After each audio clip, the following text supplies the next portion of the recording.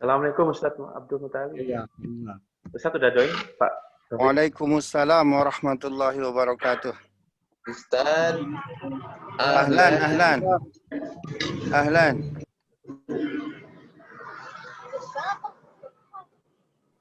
Benar. Gimana kabarnya, Ustaz? Alhamdulillah bikhair wa afiyah. Alhamdulillah. Subhanallah. Yang hadir udah banyak nih 14.000 ini. ya, Ini kita nih insya Allah Ustaz. kadang-kadang Luar biasa. Subhanallah. Gimana Ustaz? Sehat Ustaz ya, Alhamdulillah. Sehat alhamdulillahirabbil alamin. Hmm. Tadi dari jam 4 sudah ramai belum? Dari jam berapa di sana? ada asar, Ustaz, kalau Iya, ini ya di sana. Ustaz. berubah. Pada tidur. Di rumah. Oh, gitu ya. Padahal kata Rasulullah SAW, man ahmalal asra faqad habitu amaluh. Barang siapa melalaikan waktu asar, bubar, ambles amarnya hari itu. Ya. Sehat semuanya ya, Ustaz Sumarwito ya. Alhamdulillah. Kita tunggu Ustaz. Ustaz sudah kirim email ke saya ya? Belum. Tadi Belum ya? Oke. Tadi antum kirim jam berapa itu? Baru aja. Ya, Saya jadi kamar mandi tadi. ya. Ya nanti mungkin Apa, saya share di Zoom ini ya. Nanti Ya, kalau Ustaz. memang kurang jelas saya email ke antum ya. Ya. Assalamualaikum Ustaz. Salam kenal, salam takzim Ustaz dengan Setio Ustaz. Waalaikumsalam warahmatullahi wabarakatuh. Bagaimana kabarnya di Jakarta Ustaz?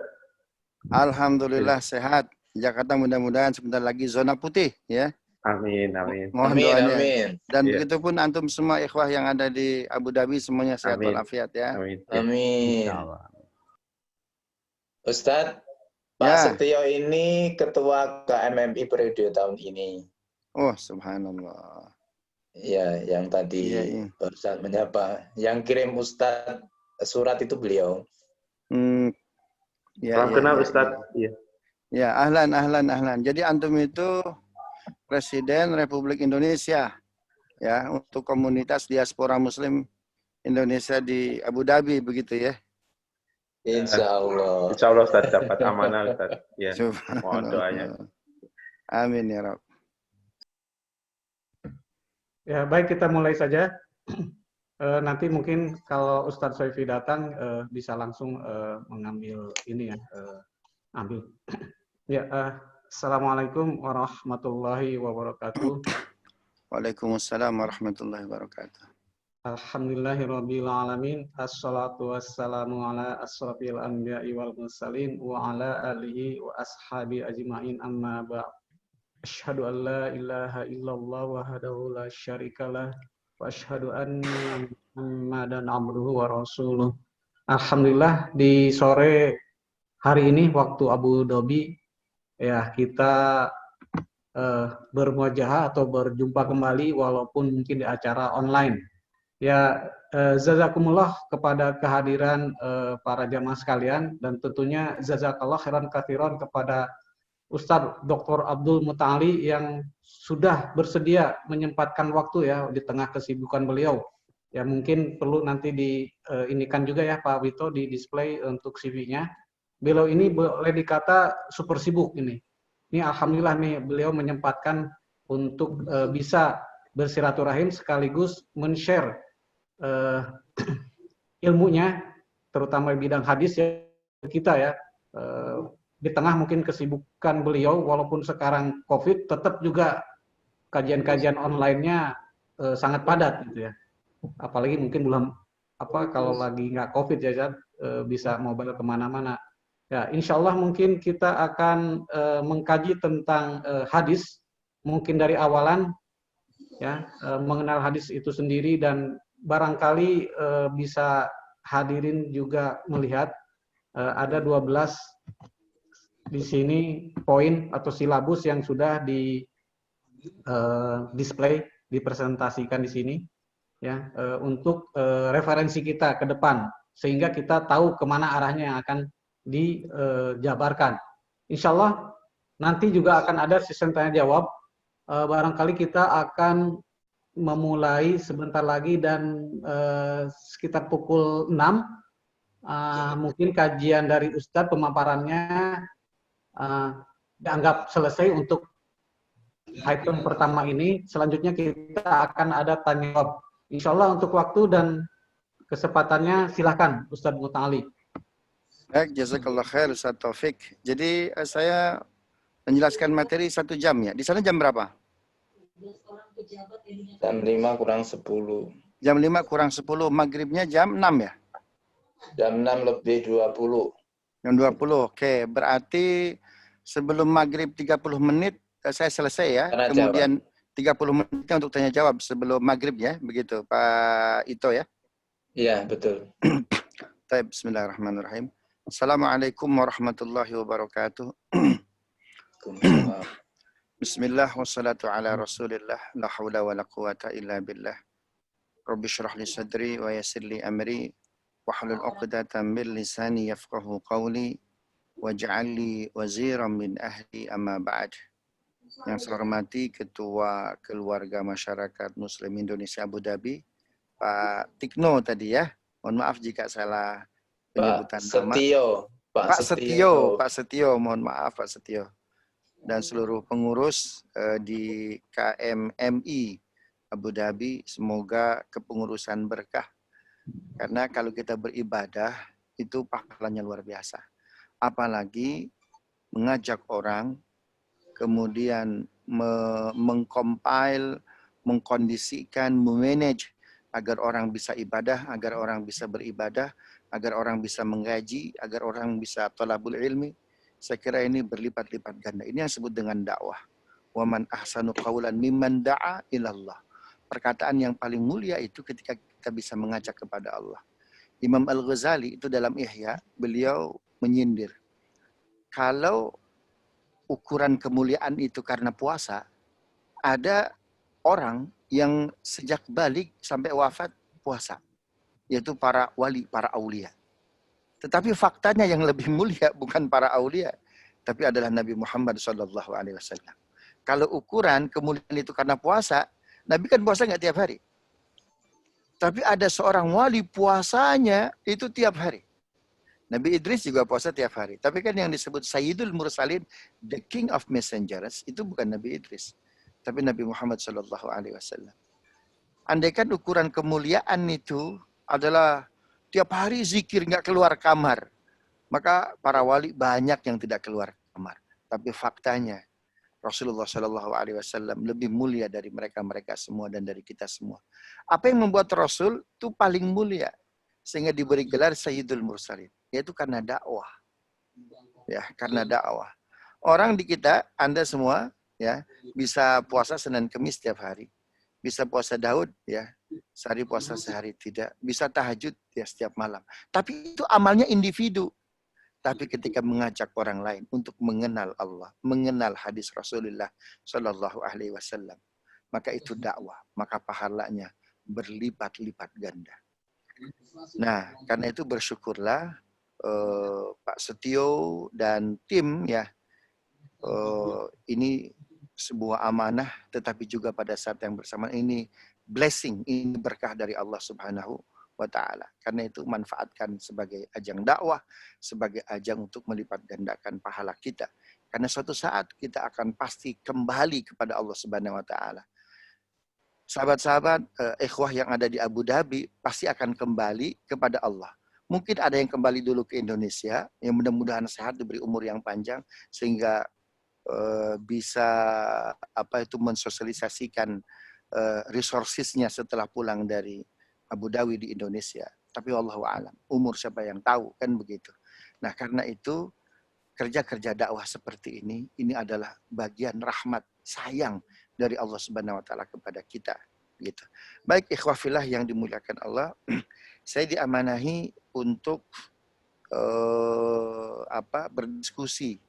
Saya agak berat ya menyebut guru gitu. Rasulullah orang yang paling mulia. Para sahabat-sahabatnya adalah muridnya. Tapi Rasul tidak pernah menyebut muridku Abu Bakar, muridku Umar, muridku Utsman, muridku Ali bin Abi Thalib. Nggak ada.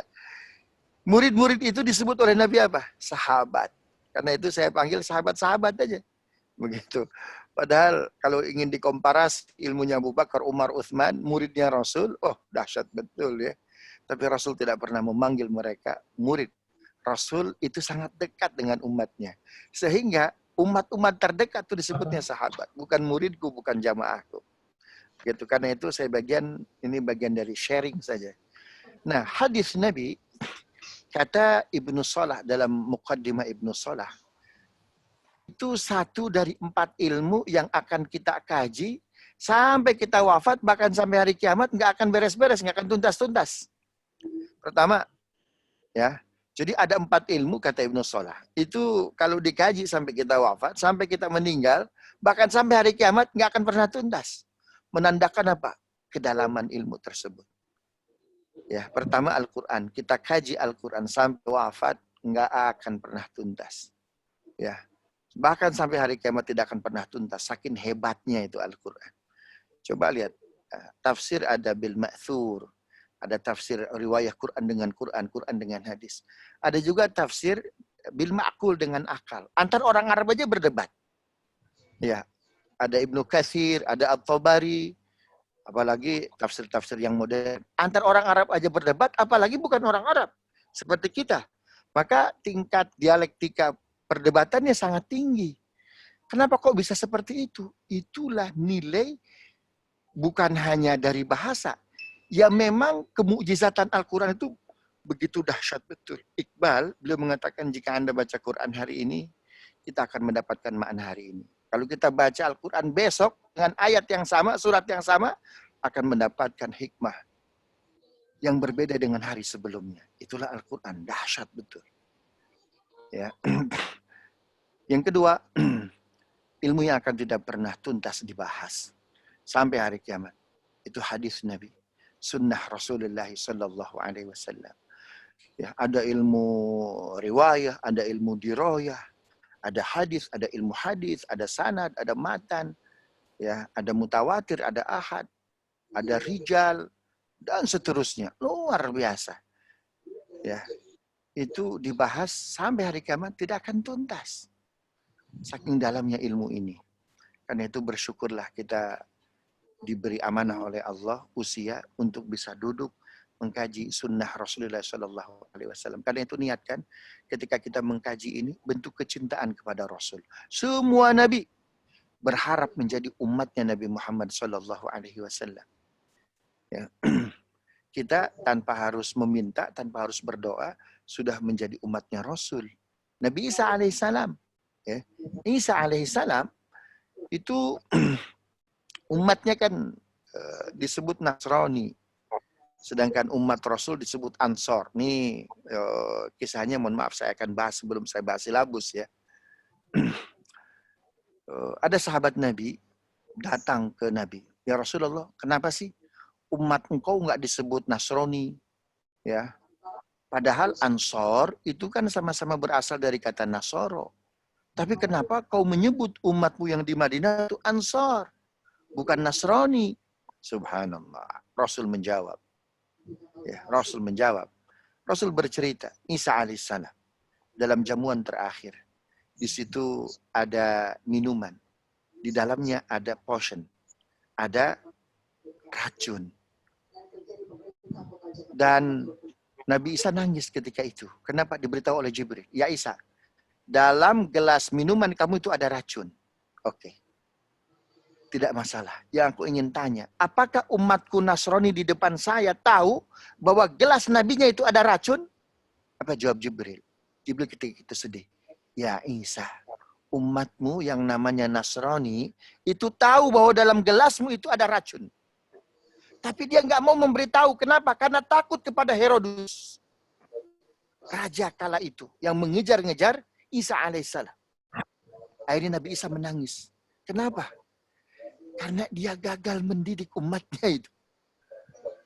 Kenapa umatku, dalam hati dia ya, kenapa umatku kau tahu dalam gelas nabimu itu ada racun, kenapa engkau nggak beritahu aku? Kenapa Nasrani nggak memberitahu bahwa dalam gelas Nabi Isa itu ada racun? Karena takut kepada Raja Herodus. Akhirnya Nabi Isa menyindir umatnya. dengan sebuah kalimat yang kalimat itu sampai hari ini masih kita baca dalam surat Shaf ayat 6. Wa idh qala Isa ibn Maryam ya bani Israil inni rasulullah ilaikum musaddiqan lima baina yadayya minat taurati wa mubasysyiran bi rasuli ya'ti min ba'di ismuhu Ahmad. Hai Bani Israel, aku ini utusan Allah kepada kalian. Aku diwahyukan Taurat, diwahyukan Zabur, diwahyukan Injil. Dan akan datang setelah aku seorang nabi yang namanya Ahmad. Ayat itu seolah-olah bercerita, umatnya Ahmad itu sangat bela kepada nabinya. Nabinya berdua dengan umatnya di Gua Thur. Ada ular yang hendak mematuk kepala nabinya. Umatnya dia bela, dia korbankan tangannya sehingga tangannya yang dipatuk oleh ular. Nangislah Abu Bakar. Apa kata Rasulullah? La tahzan innallaha ma'ana. Jangan sedih Abu Bakar. Allah bersama kita. Kenapa Abu Bakar sedih? Karena menahan sakit. Kenapa Abu Bakar melakukan itu? Karena cintanya kepada nabinya. Itu sebabnya Nabi tidak mau memberi nama umatnya Nasrani, tapi Ansar. Cinta itu butuh pengorbanan. Itulah Ansar. Subhanallah. Akhirnya Nabi Isa berdoa, ya Rabb, jadikan aku umatnya Nabi Muhammad. Subhanallah. Turunlah Nabi Isa nanti suatu saat. Ketika Imam Mahdi hendak memimpin sholat subuh. Ya, turun Nabi Isa. Lalu Imam Mahdi tahu bahwa Nabi Isa turun. Kata Imam Mahdi, silakan ya Nabi Allah Isa. Jangan kau panggil aku Nabi. Aku sekarang umatnya Nabimu, umat Muhammad. Dahsyat betul. Karena itu bersyukurlah. Kita tanpa meminta, kita tanpa berdoa, sudah jadi umatnya Nabi Muhammad. Oh dahsyat betul. Karena itu bersyukurlah. Manfaatkanlah. Jadilah umat yang memang dipakai oleh pelatih umat ini. Mungkin ada yang kalau kita nggak bisa jadi posisi striker, jadilah wings. Jadilah libero, jadilah kiper. Jangan sampai tidak dimainkan oleh pelatih umat ini. Subhanallah. Hadis kita bahas sampai kita wafat, bahkan sampai hari kiamat nggak akan tuntas. Subhanallah. Yang ketiga, ilmu yang nggak akan pernah habis dibahas, sirah nabawiyah. Dan yang keempat, bahasa Arab. Subhanallah. Bahasa Arab itu dahsyat betul. Ya, itu kata thulathi mujarrad atau trikonsonantal derivatif itu cuma 3. Yang sahih, ya. Fa'ala. Itu kata fa'ala yang tidak ada alifnya, yang tidak ada wawunya, yang tidak ada iyanya. Seorang ahli kamus atau ahli leksikografi namanya Ahmad bin Khalil Al-Farahidi menulis sebuah kamus atau dictionary yang diberi judul Al-Mu'jamul Ain. Kamus Al-Ain. Kenapa disebut kamus Al-Ain? Karena dia menyusun fa'ala baru hanya sampai huruf ain saja. Itu huruf fa'ala yang tidak ada alifnya, yang tidak ada wawunya, yang tidak ada ya-nya. Jumlahnya berapa? 12 juta. Dari satu kata fa'ala itu bisa diproduksi 1252 kosakata. Dari satu fa'ala. Karena itu ada seorang ulama besar menulis kitab. Judulnya Tuqul Hamamah. Apa tukul hamamah? Paruh burung merpati. Ya, tukul paruh, ini paruhnya panjang. Mungkin Mas Tukul itu memang bapaknya ahli bahasa Arab ya. Sehingga disebut tukul. Itu ada kitab Tukul Hamamah. Isinya tentang hewan-hewan. Ya, ada 4 jilid. 1 jilid itu 750 halaman. Hanya menggunakan 4 kosakata. Dahsyat betul. Satu kata dalam bahasa Arab, satu diksi lema dalam bahasa Arab, itu bisa memproduksi 1252 kosakata. Padahal baru sampai ain. Kenapa? Keburu wafat itu. Imam Ahmad bin Khalil Al-Farahidi. Al-Quran, hadis Nabi, sirah nabawiyah, bahasa Arab. 4 ilmu ini dikaji sampai kita wafat. Sampai hari kiamat nggak akan pernah tuntas. Begitu ya. Baik. Karena itu, niatkanlah karena Allah.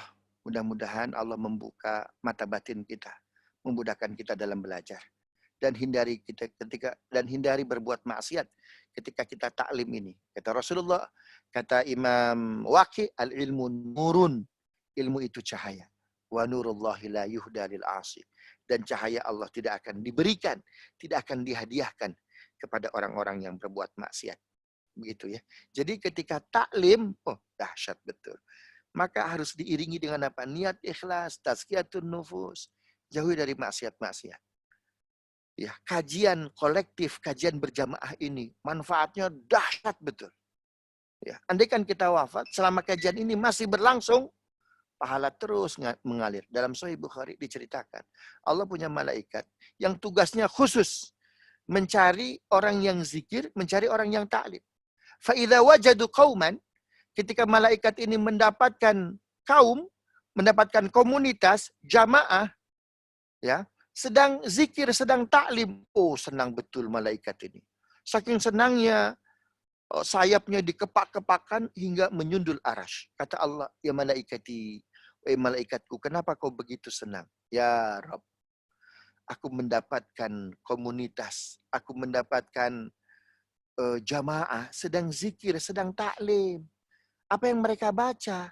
Mereka membaca, mereka berdoa, Allahumma inna nas'aluka ridhaka wal jannah. Ya Allah, kami berharap ridha-Mu, kami berharap surga-Mu. Kata Allah, mereka minta surga. Memangnya sudah melihat surga? Belum ya Rabb. Bagaimana kalau kami perlihatkan surga? Wow, dahsyat betul ya Rabb. Mungkin taklimnya akan lebih hebat. Yang hadir bukan hanya 34 partisipan, tapi mungkin bisa 34.000 ya Rabb. Oh, lalu mereka taklim, mereka zikir agar terhindar dari apa? Mereka berzikir agar terhindar dari api neraka. Seraya mereka bermunajat, wa na'udzubika min sakhatika wan nar. Ya Allah, aku berlindung kepada Engkau dari murka Engkau dan dari api neraka. Kata Allah, mereka terhindar dari api neraka. Memangnya sudah melihat neraka? Belum ya Rabb. Wow, kalau mereka perlihatkan neraka ya Rabb, pasti mereka taklimnya lebih hebat, zikirnya lebih hebat. Apa kata Allah? Akhbiruhum fa inni qad ghafartu lahum. Wahai para malaikatku, beritahu kepada mereka yang sedang taklim, aku telah mengampuni seluruh dosa mereka. Tiba-tiba malaikat menjawab, ya Rabb, ada di antara anggota pengajian, biasanya ikut, tapi sekarang sudah tiada. Apa yang harus kami lakukan ya Rabb? Bilang, selama zikir tersebut, kajian tersebut diselenggarakan, maka pahalanya mengalir, juga mengalir kepada yang sudah wafat, yang biasa ikut taklim. Dahsyat betul. Karena itu, ini sebetulnya bukan hebatnya kita, bukan alimnya kita, bukan solehnya kita. Tapi Allah masih memberi manfaat. Allah memberikan kesempatan kepada kita, ya, untuk bisa meraup sajian hidayah dari sunnah-sunnah Rasulullah SAW. Baik, ikhwafillah, Bapak Ibu yang dimuliakan Allah, hadis yang akan kita bahas seperti apa? Saya sudah set silabusnya sampai 12 pertemuan. Pertemuan pertama kita akan bahas definisi, posisi hadis dan sunnah, inkar sunnah, perbedaan sunnah dengan bid'ah, begitu ya. Karena hal ini masih menjadi kendala nih di internal kita. Ya, umat ini nggak solid, ini karena yang satu rigid dengan sunnah, yang satu terlalu longgar dengan sunnah. Oke. Nah, kira-kira jalan tengahnya gimana itu? Subhanallah. Coba kita lihat. Saya menarik sekali kalau membaca karya-karya Imam An-Nawawi. Ini belum masuk ini ya, belum masuk materi. Hanya singkat aja ini. Nanti kita akan masuk materi pertama. Imam An-Nawawi. Imam An-Nawawi itu, dia gelarnya a'immatun fil hadis. Ya. Dia imam dalam hadis. Coba baca hadis Arba'in Nawawiyah, Riyadhus Shalihin, Al-Adhkar, Al-Majmu' Syarah Muhadzab. Ya, coba cek itu karya-karya beliau. Ada hadis dhaifnya enggak? Enggak ada. Subhanallah. Tapi beliau itu tidak jarang mengeluarkan fatwa yang seolah-olah enggak ada hadisnya. Yang seolah-olah enggak ada hadisnya. Subhanallah. Apa di antaranya? Banyak. Ya, apa di antaranya? Banyak. Di antaranya Pak, mengazani jenazah di kuburan. Ya. Antum pernah baca nggak? Hadis. Orang meninggal diazani, apalagi sekarang musim COVID. Subhanallah. Bahkan jangankan mengazani Pak, sholat aja jenazah COVID-nya di mobil. Terus imam dan makmum yang mensolatkan jenazah COVID di mana? Di luar. Kalau masuk ke liang lahatnya ada. Subhanallah. Bagaimana kalau kondisi normal? Cek satu persatu hadis nggak ketemu. yang sahih. Apalagi, apakah Nabi mencontohkan? Wah, lebih sulit lagi itu. Subhanallah. Tapi Imam An-Nawawi, beliau mengeluarkan fatwa bahwa boleh. Bahkan termasuk dari mustahab, hal-hal yang baik, ketika seorang jenazah sudah ada di liang lahat, maka azan dan qomatlah. Dari mana tuh hadisnya? Imam Nawawi pakai kias. Nah, kalau kias itu berarti harus ada hadis pokok sebelumnya. Nah, dari mana ngambil kiasnya? Bayi ketika baru lahir, maka sunnah diazankan di telinga kanan, dikomatkan di telinga kiri. Hadisnya Hasan ini. Mana? Allana Rasulullah sallallahu alaihi wasallam al-Hasan wal Husain. Rasul sallallahu alaihi wasallam mengazani Hasan dan Husain ketika lahir. Akhirnya apa? Dibuatlah kias. Oleh siapa? Oleh Imam An-Nawawi. Idza udzina fil awal, udzina fil akhir. Jika seseorang ketika lahir sunnah diazani, begitupun di akhir. Kasus ini akan tampak. Ya. Untuk kasus apa? Yang sholat pakai usolli. Cari itu. Nabi baca usolli ada nggak? Nggak ada. Subhanallah. Tetapi Imam Nawawi, beliau menfatwakan usolli boleh. Ya. Wal-lafdhu anha sunnatun. Dan wat-talfidhu anha sunnatun. Dan melafazkan niat itu sunnah. Kata siapa? Kata Imam An-Nawawi. Subhanallah. Berbeda dengan Ibnu Taimiyah. Wa sunnatu anha bid'atun. Melafazkan niat itu bid'ah. Apa alasan Imam An-Nawawi? Alasan Imam An-Nawawi bahwa rukun Islam itu, ya, syahadat, sholat, zakat, puasa, haji. Ada satu rukun dalam rukun Islam ini, yaitu haji. Dia niatnya harus dijaharkan di miqat.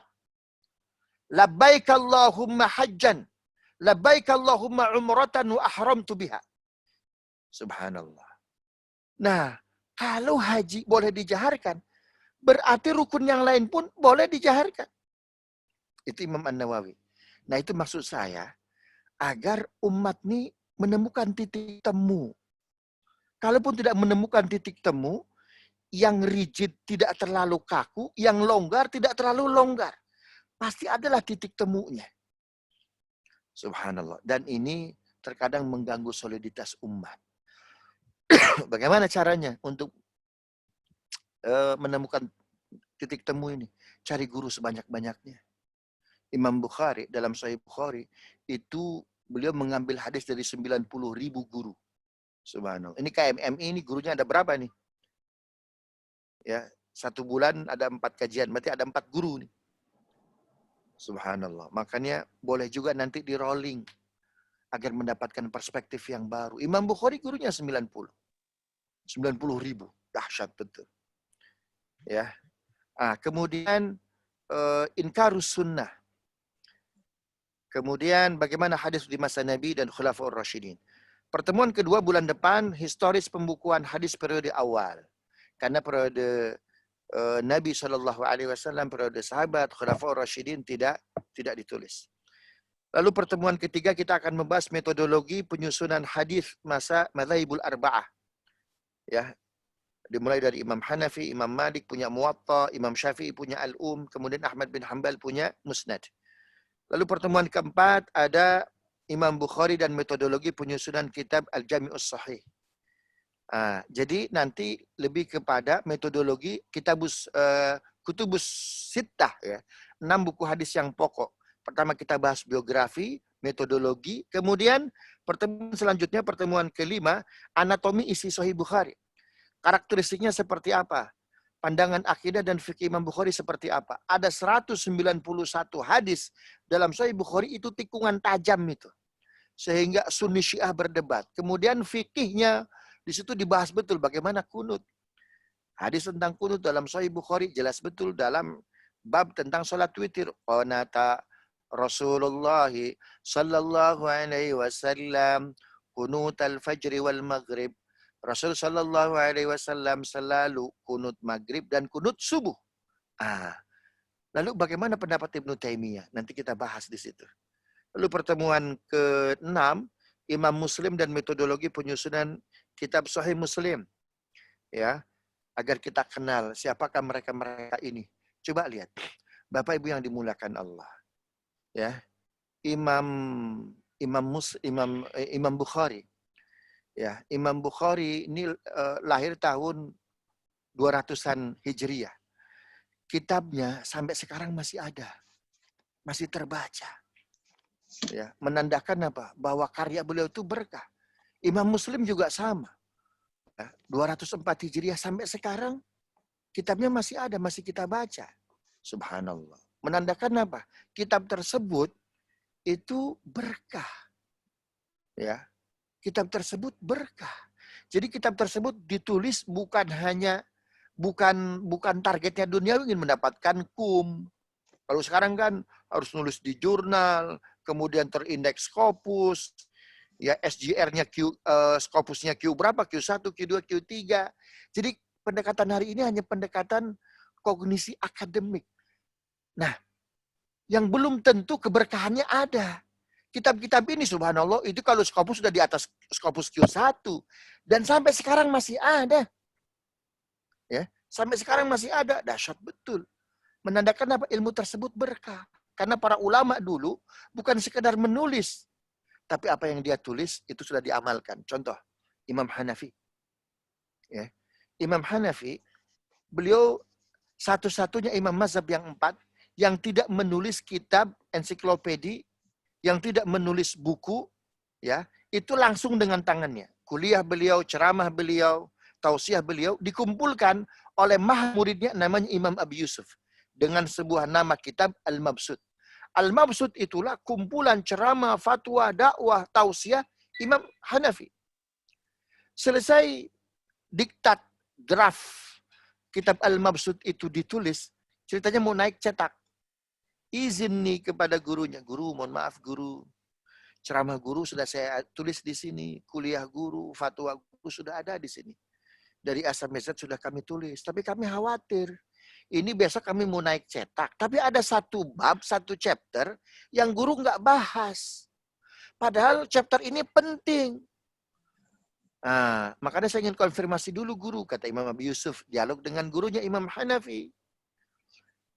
Nah, ketika chapter ini nggak ada, saya nanya ke teman-teman saya, bro, ini bab ini kok dalam catatan saya nggak ada. Anda punya nggak? Saya khawatir ketika ini dibahas, saya nggak hadir. Atau saya ngajinya ngantuk-ngantuk. Sehingga nggak sempat ketulis nih. Kata teman-teman di kelasnya, nggak ada saya juga. Mohon maaf guru, apakah memang terlewat? Atau kami yang sempat mencatat, kata Imam Hanafi. Bab apa itu? Bab sholat witir. Subhanallah. Kata Imam Hanafi, sodakta, benar kamu. Ya, benar kamu. Aku tidak pernah membahas sholat witir. Kenapa guru? Taraktuha lailatan wahidah. Aku pernah meninggalkan sholat witir satu malam. Fastahyaitu amamar rabbi an ashra'aha. Aku malu di hadapan Allah. Untuk menjelaskan sholat witir, karena pernah satu malam aku nggak sholat witir. Aku nanti khawatir dikecam dengan ayat kabura maktan indallahi an taqulu ma la taf'alun. Besar murka Allah kau mengatakan terhadap sesuatu yang kau tidak lakukan. Itu sebabnya kenapa ulama dulu ilmunya berkah sampai sekarang, Pak. Jadi bukan sekedar nulis, isinya dikerjakan. Ini yang beban kita. Sehingga pentinglah kita membahas tokoh-tokoh ini, metodologinya seperti apa, ibadahnya seperti apa, kesehariannya seperti apa, lalu kitabnya seperti apa. Pertemuan ke-8, Imam Abi Daud. Ya, kalau Imam Bukhari, Imam Muslim, itu karyanya disebut karya kitab sahih. Ya, tapi 4 karya ulama setelahnya itu tidak disebut dengan kitab sahih, tapi sunan. Begitu, yang isinya lebih kepada hukum-hukum. Pertama Imam Abi Daud dan metodologi penyusunan kitab Sunan Abi Daud. Lalu anatomi isi Sunan Abi Daud, karakteristik, pandangan akidah, dan fikih Imam Abi Daud. Subhanallah. Jadi luar biasa dahsyat nih Pak. Kitab Sunan Abi Daud ini ditulis awal periode Abbasiyah. Itu Harun, Khalifah Harun Pak, Itu lagi gencar-gencarnya infrastruktur membangun ini. Nah, dia datang ke ulama. Harusnya memang begitu. Pemimpin yang datang kepada ulama. Ya, datang kepada ulama. Saya khawatir bangun ini ternyata tidak sesuai dengan sunnah Rasul. Ya, membangun ini tidak sesuai dengan sunnah Rasul. Subhanallah. Karena itu tolonglah dibantu saya. Beri buku panduan tentang sunnah-sunnah Rasul. Maka dibuatlah oleh Imam Abi Daud sebuah kitab hadis yang diberi nama Sunan Abi Daud. Di antara satu dari sekian hadis dalam kitab Sunan Abi Daud itu ada tentang apa itu? Kalau seseorang menemukan barang tambang di satu tempat, maka hak untuk mengelola barang tambang tersebut, kemudian hak untuk menggali barang tambang tersebut, itu apakah hak si penemu secara personal, secara company perusahaan, atau negara yang mengambil keseluruhan? Subhanallah. Ya. Bapak Ibu yang dimuliakan Allah, Imam Abi Daud ketika ditanya hal ini dia jawab langsung. Fahadhihi yarji'u ilal hukumah. Ini yang mengelola barang tambang walaupun ditemukan oleh individu, walaupun ditemukan oleh perusahaan, tetapi yang mengelolanya, yang mengaturnya adalah negara. Ya. Kenapa? Dia bacakan hadis Rasul Shallallahu Alaihi Wasallam. Ya, sebelum dia bacakan hadis Rasul, dia baca ayat Zaharal fasadu fil barri wal bahari bima kasabat aydin nas. Kemudian dia bacakan hadis Nabi Shallallahu Alaihi Wasallam yang artinya itu kurang lebih bahwa proyeksi kerja-kerja pemerintah itu ditujukan kepada maslahah. Manutun bil maslahah. Jadi kerja hukumah, kerja pemerintah itu mendorong kepada kemaslahatan. Kenapa? Barang tambang. Kalau itu dikelola pribadi, khawatir nanti mohon maaf, ada ekosistem yang terganggu, nanti akan terjadi banjir. Luar biasa dahsyat tuh, Pak. Ya. Jadi itu dikelola oleh negara semuanya. Subhanallah. Kalau kita mengamalkan hadis ini, Pak, dahsyat betul. Maka apa itu yang terjadi di Papua sana, Freeport tuh Pak, keuntungannya dahsyat betul. Harus negara yang mengelola. Jangan sampai ada ekosistem. Karena kalau yang lain belum tentu bisa memikirkan lingkungan. Tapi kalau negara punya kewenangan untuk itu. Oke, nanti kita akan bacakan hadisnya. Tapi pertemuan keberapa itu? Pertemuan ke-8 ya. Pertemuan ke-9 anatomi isi Sunan Abi Daud, karakteristik pandangan akidah dan fikih Imam Abi Daud.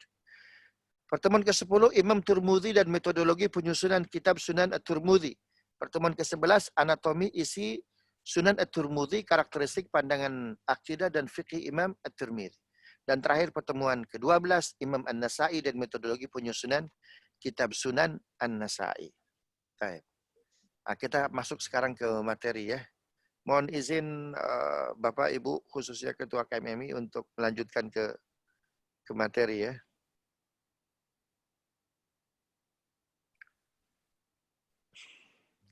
Baik. Audio video saya masih bisa diterima dengan jelas? Bagus, bagus. Jelas, bagus. Baik. Ini mohon maaf tidak bisa saya zoom ya, dibesarkan. Kalau dibesarkan tuh hilang tuh. Oh, blur. Jadi kalau begini bisa jelas nggak? Bisa, Ustaz. Bisa. Kalau kurang Bisa. jelas mungkin Pak Sumarwito nanti yang share. Kelihatan Ustaz, jelas. Kelihatan ya. Baik, kita akan bahas Jelas sekali, Ustaz. Baik, kita akan bahas definisi, signifikansi, pembagian dan historis hadis di masa Nabi Muhammad SAW. Baik. Apa itu hadis? Hadis itu al-jadid, sesuatu yang baru. Jadi secara etimologis hadis itu sesuatu yang baru. Makanya Allah itu apa? Mukhalafatul lil hawadisi. Allah berbeda dengan yang baru tuh, Pak. Dalam akidah Asy'ariyah tuh ya, dan Maturidiyah tuh. Jadi sesuatu yang baru itu hadis. Kita punya mobil baru, ya itu hadis. Bahkan kita sendiri apa? Hadis. Sedangkan Allah qadim. Tidak ada yang mendahuluinya. Kalau kita hadis, semua makhluk itu hadis. Ya. Baik. Secara terminologi hadis itu kullu ma udhifa ila Nabi sallallahu alaihi wasallam min qaulin au fi'lin au taqririn au sifah. Ya, semua perkataan, semua perbuatan, ketetapan dan sifat yang disandarkan kepada Nabi Muhammad sallallahu alaihi wasallam. Karena itu, apa yang bersumber dari Rasul itu hadis. Itu menjadi sumber hukum itu. Ya, perkataan Nabi yaitu hadis. Perbuatan Nabi itu hadis. Ya. Apa perkataan Nabi Muhammad sallallahu alaihi wasallam? Biasanya kalau hadis qauli itu Rasul mengatakan qala Rasulullah sallallahu alaihi wasallam, termasuk hadis pertama nih dalam banyak kitab hadis. Hadis Arba'in, Riyadus Shalihin, ya. An Abi Hafsin Umar bin Khattab radhiyallahu anhu qala Rasulullah sallallahu alaihi wasallam. Dari Abi Hafsin Umar bin Khattab, ia berkata, Rasulullah sallallahu alaihi wasallam bersabda apa? Innamal a'malu binniyat. Sesungguhnya amal-amal perbuatan itu tergantung niat-niatnya. Subhanallah. Nah, hadis ini Bapak Ibu yang dimuliakan Allah, itu beragam riwayat. Ada yang menggunakan jama', innamal a'malu binniyat. Jadi ujungnya pakai apa itu? Pakai alif tak tanis. Ya. Berarti ketika kita melakukan sesuatu, niatnya jangan apa? Jangan satu, kalau bisa niatnya banyak. Kata Ibnu Taimiyah, kunu tujaron nawaya. Jadilah kalian saudagar niat. Subhanallah. Kenapa? Karena dalam Islam, kebaikan itu dikalikan 10. Kalau niatnya satu, cuma satu. Makanya kajian kita ini niatnya harus banyak. Satu, niat karena Allah. Dua, niat itu menjalankan amanah, seperti saya nih diminta menjalankan amanah. Yang kedua, niat bersyukur bahwa sehat badan dipakai untuk apa? Untuk dakwah. Lalu keempat, niat apa? Niat silaturahim. Subhanallah. Yang kelima, niat apa? Niat bersyukur. Subhanallah. Yang lain sudah Allah wafatkan, ada 9.000 syahid dengan COVID. Kita masih diberi umur. Bersyukur. La in syakartum lazidannakum. Subhanallah. Bersyukur, punya ilmu sedikit diamalkan, insya Allah bertambah. Ya. Punya badan sehat, diamalkan, tambah sehat. Ya, kenapa? Karena bersyukur itu akan menambah. Punya istri satu, bersyukur. Insya Allah juga akan ditambah, Pak Sumarwito. Subhanallah. Begitu, jadi bersyukur kita nih. Ya. Makanya, karena hadis itu, innamal amalu binniyat. Ini riwayat yang paling banyak. Ada riwayat yang jalurnya tunggal. Innamal amalu binniyah. Sesungguhnya amal itu tergantung niatnya. Pakai niat, pakai tunggal. Berarti kalau satu riwayat, maka niatnya untuk siapa? Hanya untuk Allah subhanahu wa ta'ala. Subhanallah. Ya. Jadi belajar hadis ini, Bapak Ibu yang dimuliakan Allah, ini sebuah keberuntungan.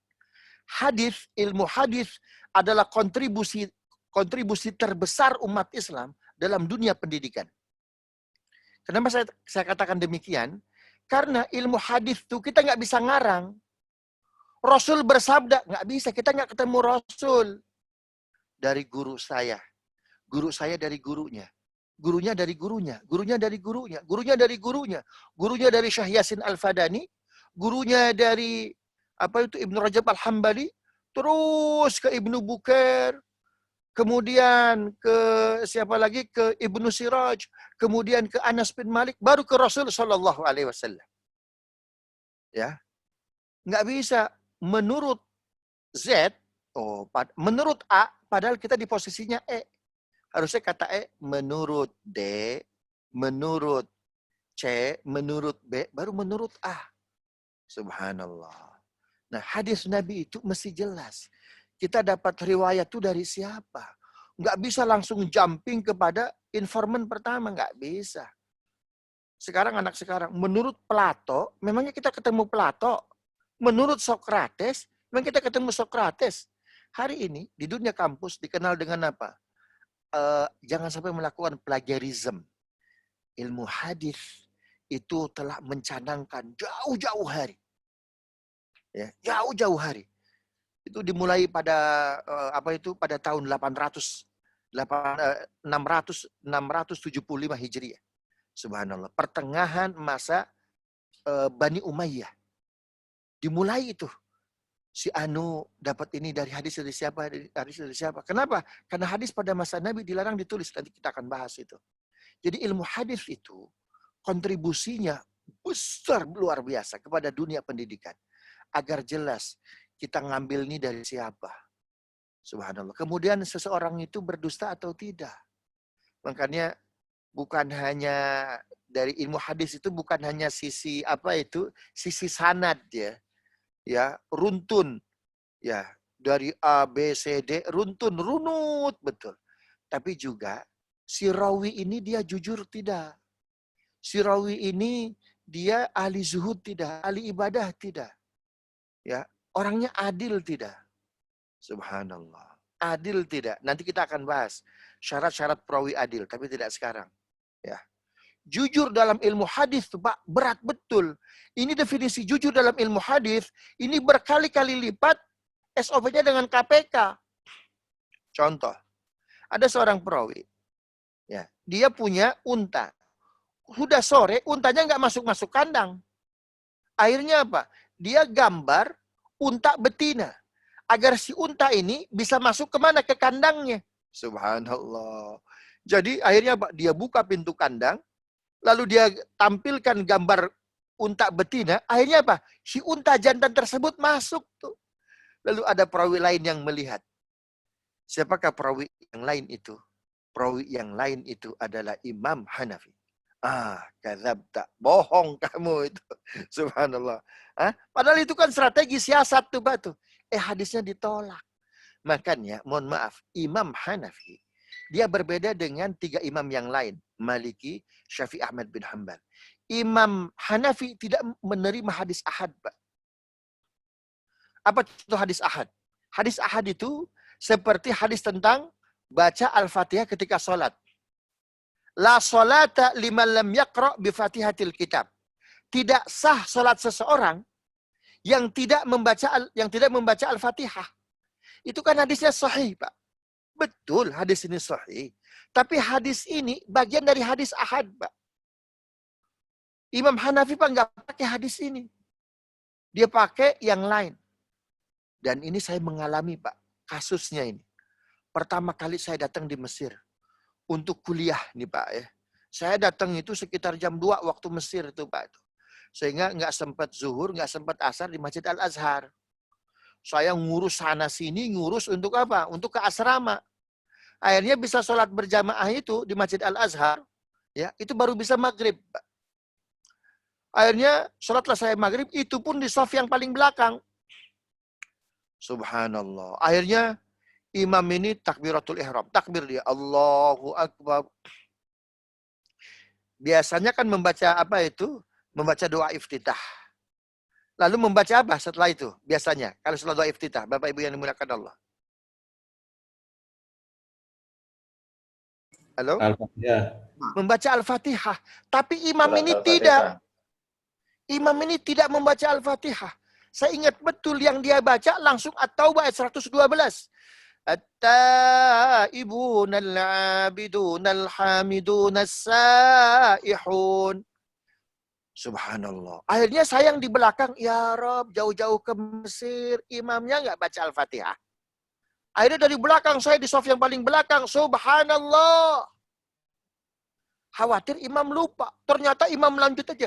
As-saihun ar-raki'un al-abidun as-saihun al-abidun. Oh, subhanallah. Akhirnya apa? Saya baca lagi, subhanallah. Dia lanjut lagi tuh Pak, terus tuh Pak tuh. Akhirnya saya memutuskan imam ini betul-betul kelewatan nih. Imam ini lupa nih. Saya di hati pun sambil apa bertaubat, saya, ya Rob, maafkan saya kuliah di Mesir. Tapi kok jadinya kayak gini? Nih jangan-jangan sesat nih Al-Azhar nih. Subhanallah. Akhirnya apa? Akhirnya saya baca Al-Fatihah tuh. Ya, sampai selesai. Ketika saya baca Al-Fatihah, Pak, ditarik saya sama Satpol PP itu, mungkin kalau sekarang nih ya. Dibawa ke ruangan. Man anta? Anda siapa? Abdul Muta'al. Inaina anta? Min Indonesia. Inta fil Azhar semester kam. Kamu di Al-Azhar semester berapa? Saya bilang, ana jadid. Saya baru. Oh, pantesan katanya. Itu imam, itu lagi tata cara praktek mazhab Hanafi. Mazhab Hanafi Al-Fatihah nggak wajib. Subhanallah. Kenapa? Imam Hanafi, dia pakai ayat Al-Quran. Faqra'u ma tayassara minal Quran. Bacalah ayat-ayat yang mudah dari Al-Quran. Jadi kata Imam Hanafi, Al-Fatihah itu bukan wajib karena paling mudah. Kalau bagi orang mudahnya itu Al-Ikhlas, ya sudah Al-Ikhlas. Subhanallah. Itu yang saya maksud tuh ya. Ya. Nah, jadi penting kita ini membahas hadis seperti apa. Ya, bahwa hadis itu qaulian, fi'lan, itu memang harus kita laksanakan dan sejauh mana para sahabat, para tabi'in punya interpretasi berbeda tuh Pak. Nah, itu hadis. Kalau sunnah bagaimana? Sunnah sama dengan hadis. Ya, secara terminologis. Tetapi saya lebih tertarik dengan Imam Bukhari. Imam Bukhari membedakan antara hadis dengan sunnah. Jadi beliau menyusun Sahih Bukhari itu 16 tahun. Dari 600.000 hadis. Setiap kali dia dapatkan satu hadis, dia sholat istikharah. Ya. Lalu dia berdoa, ya Allah, jika memang hadis ini seperti sunnah yang Nabi katakan, seperti sunnah yang Nabi lakukan, seperti sunnah yang Nabi tetapkan, seperti sunnah yang ada pada sifat Nabi, maka kuatkanlah ya Rabb hatiku. Jadi, dari doa Imam Bukhari ini, yang bisa kita baca dalam kitab Al-Adabul Mufrad, etika personal ketika bersua, beradab dengan hadis Nabi Muhammad SAW. Jadi kata Imam Bukhari, kalau sunnah itu perkataan Rasul langsung, perbuatan Rasul langsung, ketetapan Rasul langsung, sifat Rasul langsung. Karena dia asli dari Rasul, genuine, maka tidak ada sunnah sahihah, sunnah hasanah, sunnah dhaifah. Kenapa? Kalau sunnah bersumber dari Rasul, semuanya benar. Nah, perkataan Rasul, perbuatan Rasul, ketetapan Rasul, ketika diceritakan kembali oleh sahabat, ketika diceritakan kembali oleh perawi kepada orang lain, ini namanya apa? Hadis. Ya, ini namanya hadis. Nah, penceritaan kembali, menginformasikan kembali apa yang diperoleh dari Rasulullah SAW, entah itu perkataannya, entah itu perbuatannya, entah itu ketetapannya, namanya hadis. Hadis inilah yang dinilai. Ya, hadis inilah yang dinilai. Karena itu ada hadis sahih, ada hadis hasan, ada hadis dhaif, bahkan ada maudhu', begitu. Jadi yang dinilai itu bukan sunnah, tapi apa? Tapi itu hadis. Begitu ya. Jadi bisa dipahami Bapak Ibu ya, perbedaan antara hadis dengan sunnah. Nah, diibaratkan beginilah, saya menjelaskan nih kepada Bapak Ibu ikhwas sekalian yang dimuliakan Allah. Selesai kajian online ini, Pak Sumarwito, Ustadz Taufik menceritakan kepada keluarganya. Nah, itu namanya apa? Itu namanya hadis. Kalau mendengar langsung, menyaksikan langsung, itu namanya apa? Sunnah. Baik. Nah, lalu sekarang apa perbedaan sunnah dengan bid'ah? Baik. Kalau kita baca kitab Usulul Hadis, kalau kita baca Muqaddimah Ibnu Shalah, maka akan ada dua pendapat. Pertama, pendapat yang menjelaskan perbedaan keduanya dari sisi tekstual. Jadi pendekatannya tekstual. Bentar Bapak.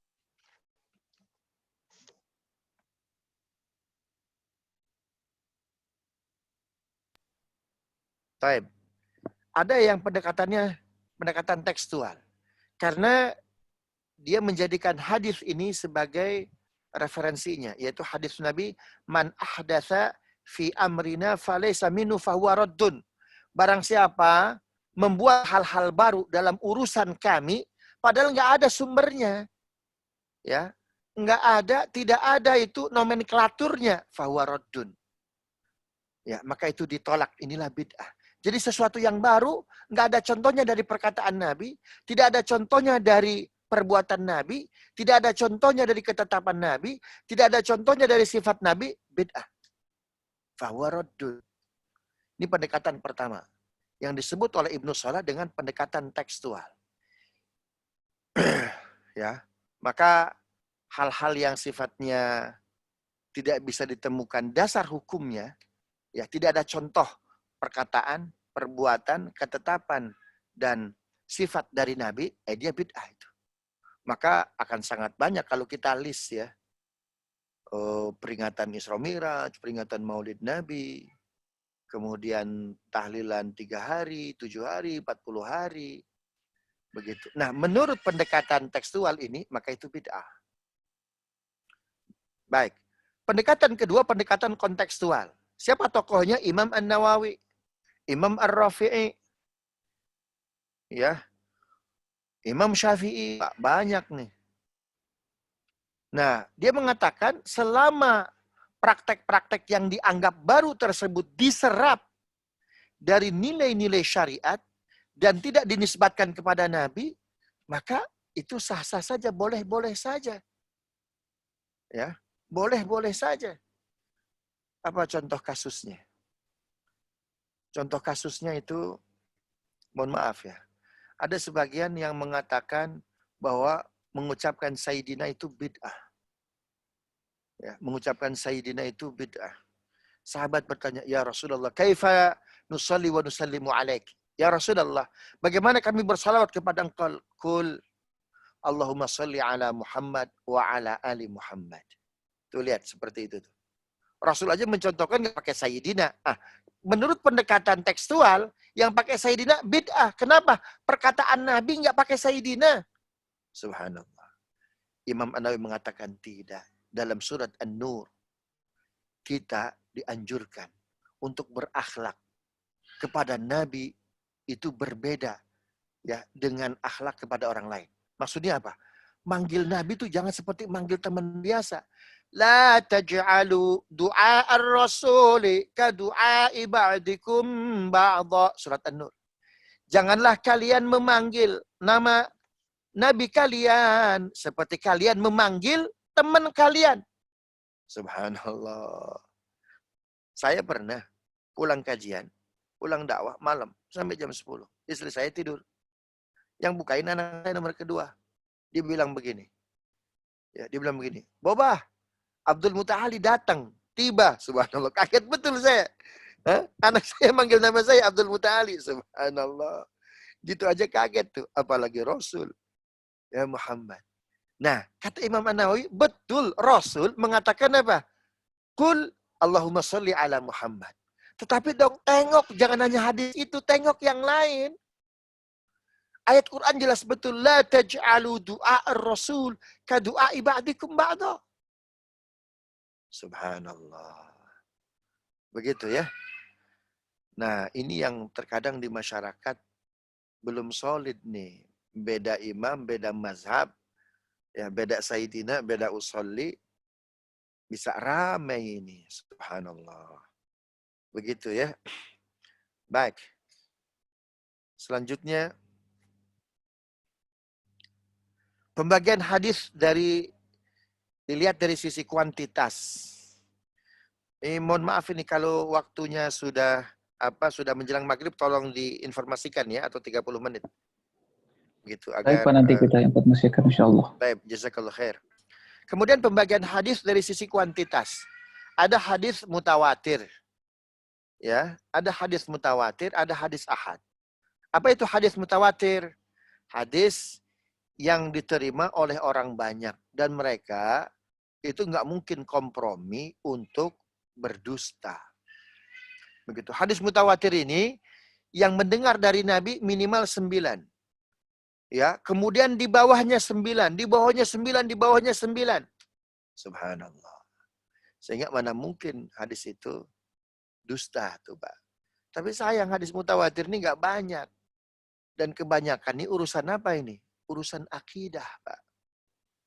Ya, urusan akidah. Tapi ada beberapa hadis-hadis Nabi Muhammad SAW yang dia mutawatir.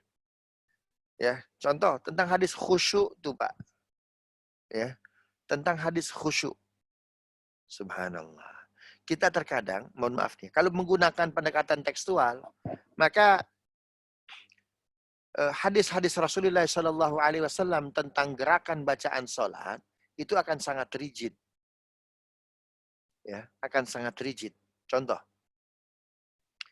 hadis Rasul, "Sallu kama ra'aitumuni usalli." Salatlah kalian seperti kalian melihat aku salat. Ini hadis sahih. Ya. Tapi ternyata tidak semua sahabat Nabi berjamaah dengan Nabi. Ada yang dikirim dagang ke Syam, ada yang kirim diplomasi ke Jordan. Subhanallah. Yang tidak selalu standby berjamaah di Masjid Nabawi, mereka bertanya kepada para sahabat yang memang biasa standby di mana? Di Masjid Nabawi. Siapakah mereka?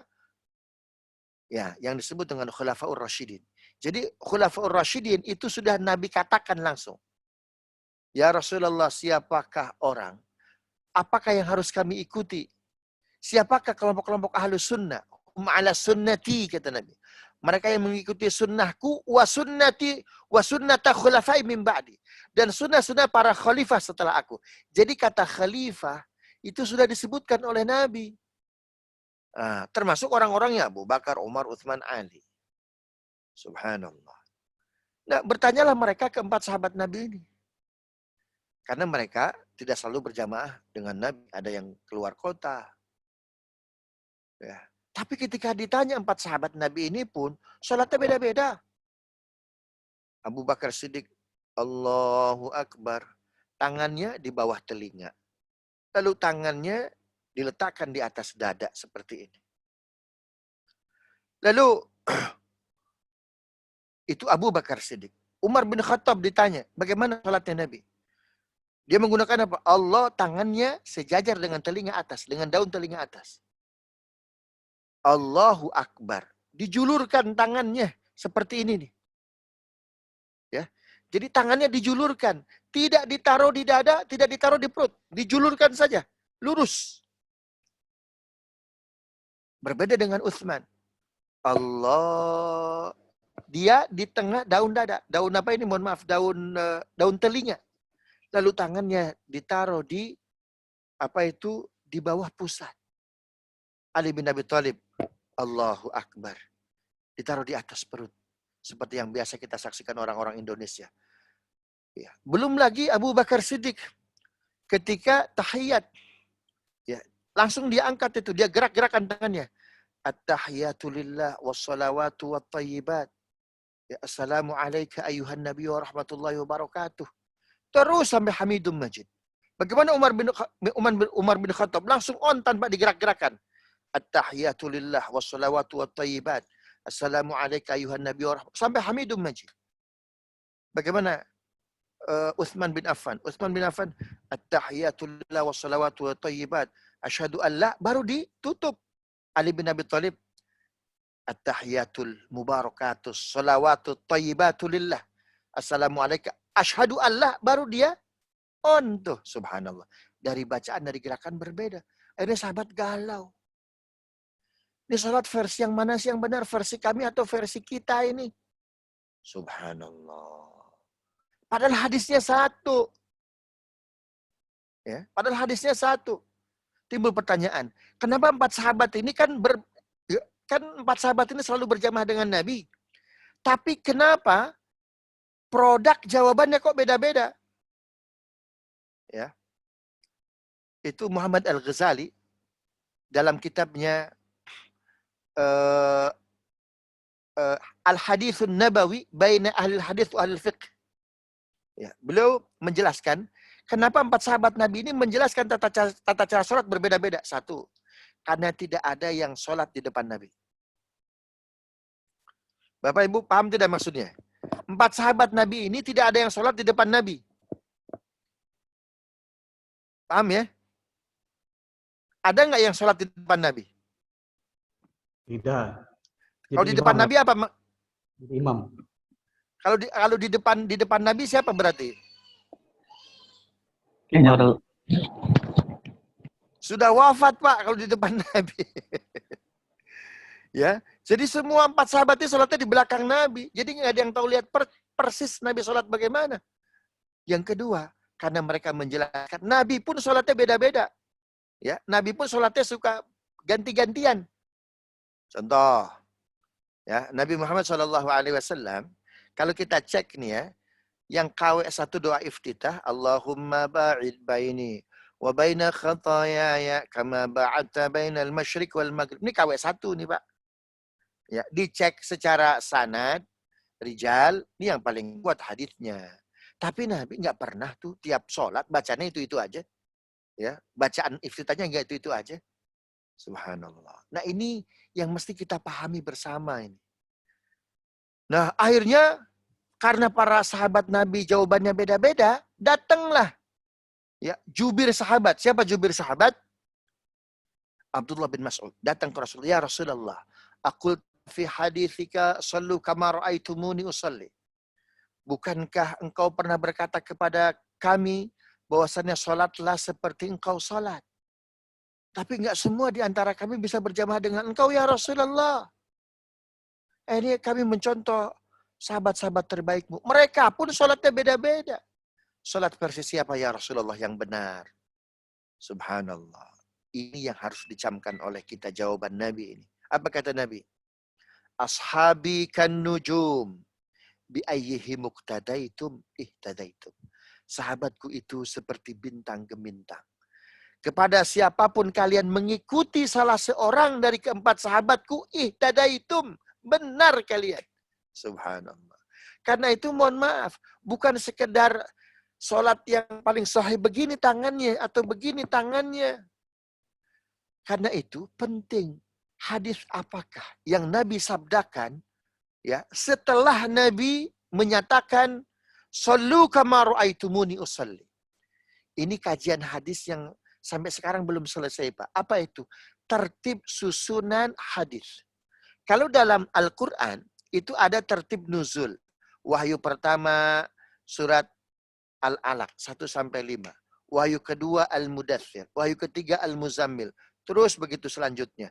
Tetapi surat-surat yang diturunkan ini, kalau kita baca tertib sistematikanya dalam mushaf kan nggak seperti itu. Tetapi masih bisa kita cek. Muhammad Fuad Abdul Baqi menulis buku apa itu Al-Mushaf kama nazalat fi. Ayat-ayat Al-Quran susunannya seperti dia diturunkan. Subhanallah. Tapi kalau hadis Nabi kira-kira Bapak Ibu yang dimuliakan Allah. Kira-kira Nabi setelah diangkat jadi Nabi, hadis pertama apa? Kedua apa? Ketiga apa? Keempat apa? Kelima apa? Ada nggak ilmunya? Nggak ada. Kami di Pusat Kajian Timur Tengah dan Islam UI telah menyusun 2 tahun itu. Baru dapat 200 hadis. Artinya Pak, berat. Kenapa? Harus melibatkan sejarawan. Nah, namun kita dapat alhamdulillah hadis yang Nabi ucapkan pasca Nabi mengucapkan sallu kama ra'aitumuni usalli, apa itu? Innallaha la yanzuru ila suwarikum. Allah enggak lihat rupa kalian. Mau begini, mau begini. Yang penting selama itu ada pada koridor yang sanadnya sampai kepada Abu Bakar, sampai kepada Umar, sampai kepada Utsman, sampai kepada Ali. Karena Nabi mengatakan wa sunnata khulafai min ba'di. Subhanallah. Bisa dipahami ya? Alhamdulillah. Mohon maaf Ustaz, waktunya tinggal 5 menit. Oh, Setelah itu ada tanya ya? jawab. Ya. Baik. Saya cepat aja nih. Baik. Nah, tadi pembagian hadis berdasarkan kuantitas. Ini pembagian hadis berdasarkan kualitas. Ada sahih, ada hasan, ada dhaif. Nanti perinciannya akan banyak lagi ya. Yang sahih, ada yang sahih li dzatihi, dari awalnya memang sahih. Ada yang sahih berasal dari hasan. Ya, karena hadis hasan ini riwayatnya banyak, akhirnya naik derajatnya menjadi sahih li ghairihi. Hadis hasan pun terbagi 2, ada hasan li dzatihi. Dari awalnya dia hasan. Tetapi ada hasan yang berasal dari hadis dhaif. Karena hadis dhaif ini banyak riwayatnya, derajatnya naik menjadi hasan li ghairihi. Begitu ya. Baik. Lalu apa signifikansi kita mempelajari hadis, mempelajari sunnah Nabi? Kira-kira fungsi hadis, fungsi sunnah terhadap Al-Quran itu apa? Pertama, fungsi hadis, fungsi sunnah menjelaskan Al-Quran yang umum-umum. Aqimus shalah wa atuz zakah. Ya, dirikan sholat. Tapi tata cara sholat tidak ada dalam Al-Quran. Gerakan sholat nggak ada dalam Al-Quran. Bacaan sholat apalagi nggak ada. Mesti kita dapatkan dari mana sumbernya? Dari hadis Nabi Muhammad SAW. Fungsi hadis yang kedua menguatkan Al-Quran. Al-Quran mengatakan haram, diharamkan oleh Al-Quran. Harumkan Al-Quran mengatakan halal, dihalalkan oleh Al-Quran. Nggak ada yang tabrakan tuh antara Quran dengan sunnah. Subhanallah. Kenapa? Justru sunnah menguatkan Al-Quran. Yang ketiga, fungsi sunnah terhadap Al-Quran mengkhususkan Al-Quran. Ada yang umum-umum. Wadhkurullaha dzikran katsira. Berzikirlah kepada Tuhanmu sebanyak-banyaknya. Timbul pertanyaan. Kalau setelah sholat, itu kan zikirnya dibagi-bagi. Subhanallah 33. Alhamdulillah 33. Allahu Akbar 33. Dikhususkan lagi. Zikir yang sebanyak-banyaknya. Tapi untuk sholat ada ketentuannya. Maka fungsi sunnah apa? Mengkhususkan. Subhanallah. Lalu fungsi sunnah yang keempat apa? Membuat hukum yang baru yang tidak ada dalam Al-Quran. Contoh puasa Senin Kemis. Nggak ada itu. Ya, nggak ada di mana? Nggak ada dalam Al-Quran. Puasa Senin Kemis tuh. Subhanallah. Dan beberapa hukum yang lain. Baik. Ini panjang sekali dijelaskannya. Nah, pada masa Nabi, singkat saja. Pada masa Nabi dan para sahabat, ya, hadis Nabi tidak dibukukan. Kenapa? Karena Nabi melarang. Man kataba anni ghairal Qur'an falyamhuh. Barang siapa menulis aku selain Al-Quran, hapus. Kenapa? Khawatir nanti tertukar dengan Al-Quran. Nah, karena itu 40 sahabat Nabi yang tugasnya mencatat, yang tugasnya menulis Al-Quran, itu tidak boleh ada sunnah-sunnah Nabi yang ditulis. Ada hadis-hadis Nabi yang ditulis. Begitu ya. Jadi Nabi hanya menyusun panitia penulis wahyu. Tidak ada panitia menulis apa? Yang ditugaskan oleh Nabi menulis sunnah atau hadis Nabi Muhammad Sallallahu Alaihi Wasallam. Penyusunan sunnah menjadi hadis Nabi Muhammad Sallallahu Alaihi Wasallam yang dikodifikasikan, ya, yang ditulis hingga terbaca sampai zaman kita sekarang ini, itu dimulai pada masa siapa? Pada masa Umar bin Abdul Aziz. Nanti bulan depan kita akan bahas periode awal pembukuan, pengkodifikasikan sunnah Rasulullah Sallallahu Alaihi Wasallam. Mudah-mudahan bermanfaat. Ya, saya serahkan waktu kembali kepada moderator. Wallahu a'lam bishawab. Alhamdulillah Rabbil Alamin. Kajiannya cukup menarik dan sangat menarik untuk kita bahas selanjutnya. Dan tak terasa waktu sudah berlalu begitu saja. Namun Alhamdulillah kita sudah mendapatkan pencerahan dan ilmu yang begitu luas dari guru kita yang mulia. Semoga kita bisa mengamalkan dan bisa kita pahami sehingga kita menjadi hamba yang dirahmati oleh Allah Subhanahu wa taala. Kemudian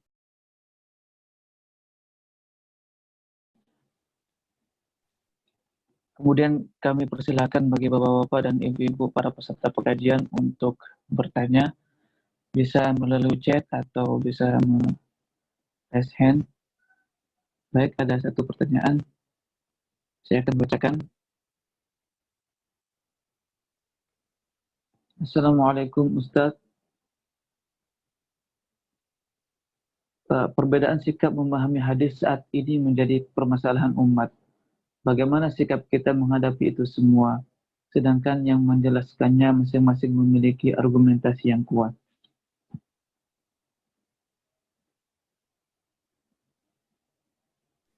Taib, jazakallah khairan.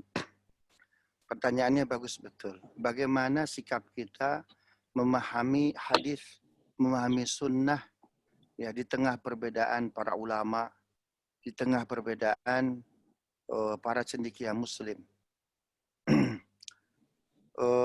analoginya Bapak Ibu yang dimuliakan Allah, jamaah sekalian, itu seperti ini ya, air aqua di botol.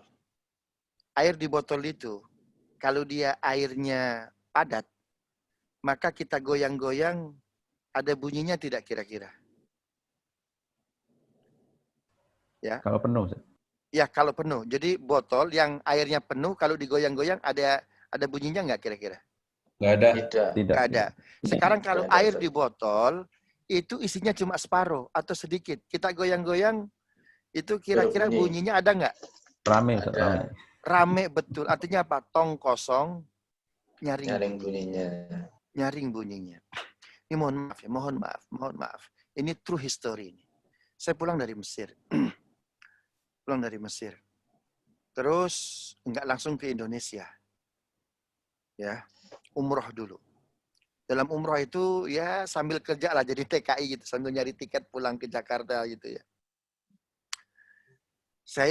Waktu saya gunakan bukan hanya untuk kerja, tapi saya gunakan seluas-luasnya untuk ibadah kepada Allah di mana? Di Masjidil Haram. Karena alhamdulillah selesai doktor itu. Tapi saya ingin belajar banyak nih dengan guru-guru mulia di mana di Mekah. Kan di Masjidil Haram tuh banyak sekali itu ya, majelis-majelis ya yang diadakan oleh para ulama itu di sana itu. Ikutlah saya pengajian salah seorang ulama. Ya. Saya sebut beliau itu putranya Syekh Utsaimin. Putra atau cucunya itu. Ya. Ikutlah saya pengajian beliau. Nah, selesai pengajian saya nggak langsung pulang. Saya ditanya oleh beliau, Mas Muk, siapa nama Abdul Muta'alim dari Indonesia. Kuliah di mana? Saya bilang di Kairo dan di Sudan begitu. Begitu tiap hari selesai kajian saya bertanya, ya kalau bisa saya pijitin kakinya begitu sambil menunggu waktu maghrib beliau. Ya. Dalam kesempatan lain sambil menunggu waktu Isya. Ketika sudah cukup akrab, saya bertanya kepada beliau, ya Syekh, lima mana'atana an tadhkura ba'da salawatil maktubah jahran wa jama'atan. Ya Syekh, kenapa kau larang kami untuk berzikir setelah sholat itu jahar dan berjamaah? Apa jawab beliau? Hakala allamana Rasulullah sallallahu alaihi wasallam. Begitulah Rasulullah mengajari kami. Lalu saya bawa Sahih Bukhari. Wa kaifa bihadzal hadis? Bagaimana dengan hadis ini? Kenapa? Anna raf'as sauti bidzikri ba'da salawatil maktubah kanat fi ahdi Nabi sallallahu alaihi wasallam. Wa qala Abdullah bin Abbas, a'arifu anna salatan Nabi sallallahu alaihi wasallam qad intahat min Allahu akbar, Allahu akbar, Allahu akbar jahran. Sesungguhnya mengeraskan suara setelah salat fardu itu terjadi, dilakukan pada masa Nabi Muhammad sallallahu alaihi wasallam. Namun Nabi tidak melarang sahabat yang mundur teratur. Karena siapa tahu khusyuknya demikian. Lalu Abdullah bin Abbas berkata, aku tahu Nabi sholatnya sudah selesai karena zikirnya jahar. Subhanallah, dipeluknya saya oleh beliau, sodakta. Beliau tidak membela diri. Itulah ulama. Beliau lebih takut kepada Allah. Ya, ketimbang membela diri karena takut malu kepada manusia. Itulah ulama. Dan ketika beliau melakukan itu memeluk saya, tidak lantas runtuh keulamaannya, justru saya semakin ta'zim. Subhanallah. Kenapa umat ini nggak bisa kompak, nggak bisa solid, Pak? Karena mohon maaf, yang tadi itu tong kosong nyaring bunyinya. Yang dibela bukan hadisnya, bukan rasulnya, tapi gurunya. Subhanallah. Karena itu berpegang teguhlah kepada Al-Quran dan As-Sunnah. Subhanallah. Jadi seperti itu. Pertama apa? Taklim. Ngaji terus. Orang padat itu, dia sedikit menyalahkan orang. Yang sering menyalahkan orang itu yang kosong. Makanya Nabi bilang apa? Ketika hadis tentang Hudzaifah ibnul Yaman. Bertanya beliau, ya Rasulullah, kira-kira pasca engkau ini nanti Islam akan runtuh nggak? Akan runtuh. Ya. Tapi setelah keruntuhan Islam yang pertama, maju lagi nggak? Maju lagi.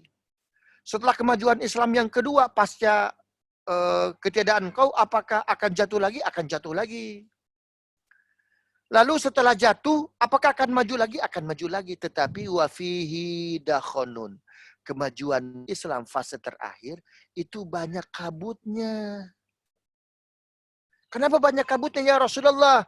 Karena yukhti hadza wa yukhti hadza. Menyalahkan yang ini, menyalahkan yang itu. Subhanallah.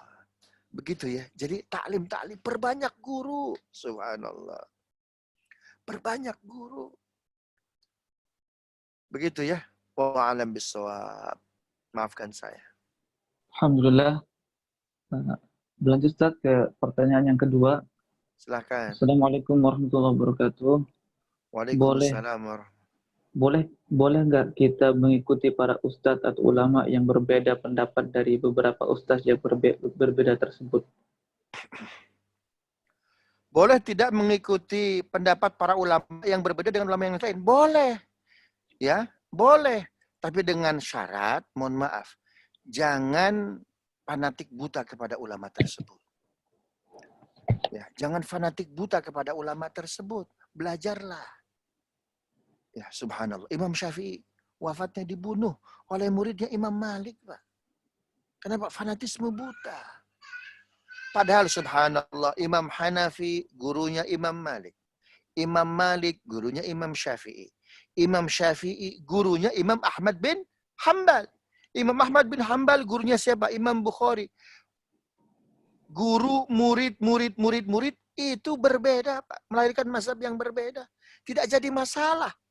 Selama kita tidak menyatakan diri paling benar. Ya. Karena itu mohon maaf. Coba baca surat Al-Maidah ayat 16. Yahdi bihillahu manittaba'a ridwanahu subulas salam. Yahdi bila manittaba'u ridwanahu subulas salam. Allah memberi hidayah ya kepada orang yang mengikuti keridhoannya subulas salam, jalan-jalan kebenaran. Jadi syariat yang Allah turunkan itu subul.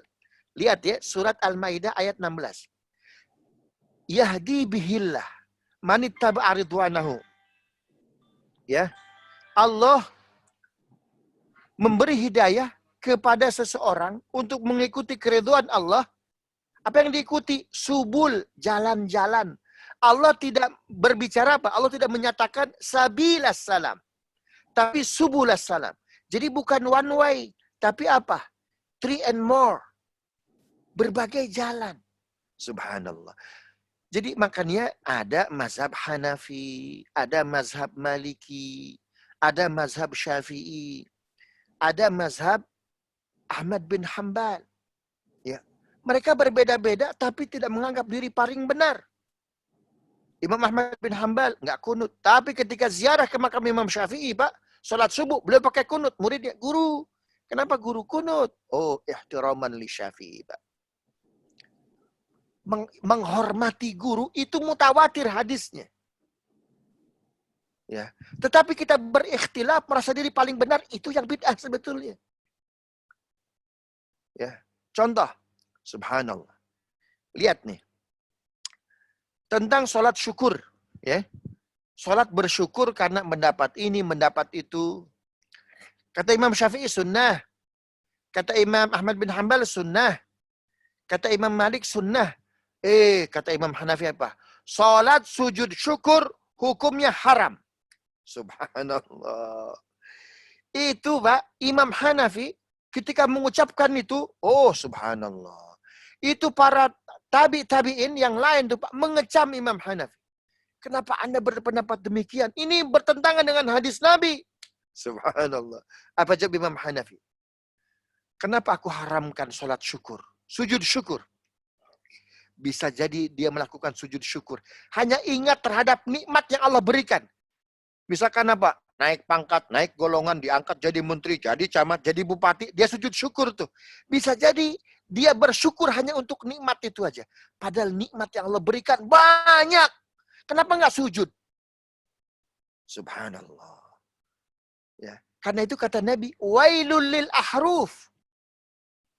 Haram hukumnya memahami hadisku itu apa? Harfiah. Subhanallah. Maka dikata Nabi, hati-hati.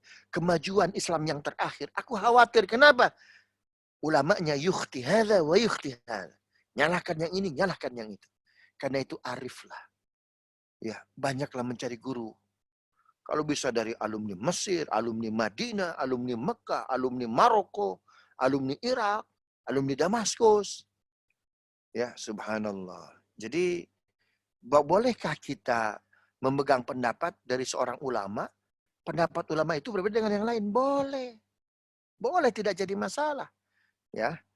Selama apa? Selama kita tahu dalilnya seperti apa. Jangan fanatik buta. Nggak boleh.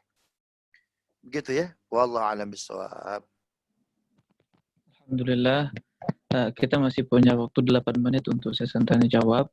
Silakan Bapak Ibu yang mempunyai keluh kesah yang ingin disampaikan kepada Ustadz, kami persilahkan. Jadi saya tambahkan lagi ya. Mengikuti ulama yang berbeda pendapat dengan ulama yang lain.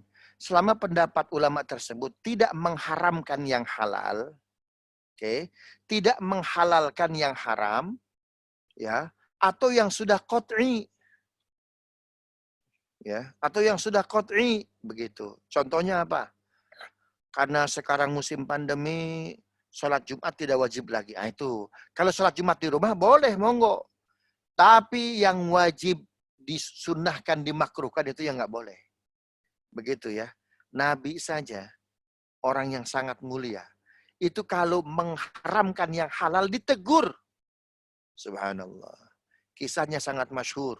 Allah abadikan dalam surat At-Tahrim ayat pertama. Waktu gilir Nabi dengan Ummi Salamah. Ummi Salamah itu pandai betul meracik kurma. Subhanallah. Esok harinya Nabi giliran kepada Aisyah. Ya Rasulullah, aku sudah buatkan racikan kurma dan madu. Ini untuk kakak Aisyah. Dibawalah tersebut kepada Aisyah. Ya Aisyah, ini racikan madu dan kurma. Maknyus, enak betul nih. Ini buatan Ummi Salamah. Oh, marah itu. Ketahuan tuh. Siapa wajah Aisyah itu merona tuh kan. Rasul tahu Aisyah marah. Apa kata Nabi? Ya sudah deh, mulai sekarang haramtut tamra wal asal. Aku haramkan madu dan kurma. Ditegur Nabi ya oleh Allah Subhanahu wa taala. Allah tegur dengan surat At-Tahrim ayat pertama.